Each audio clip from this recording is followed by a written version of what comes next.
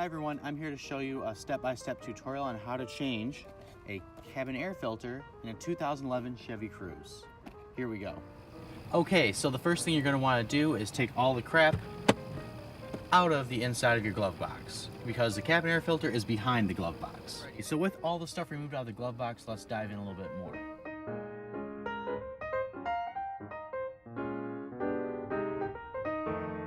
So inside the glove box on the right side, you'll see this little string.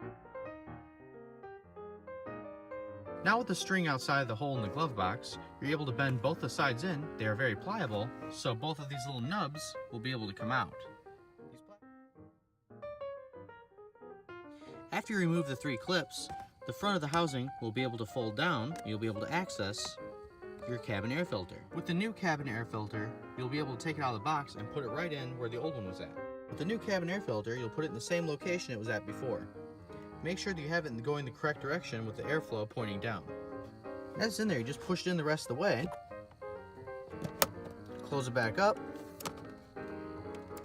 After it's closed, you're able to put the glove box back together. Alrighty, after you have your glove box in, you're able to close it, and you're ready to go.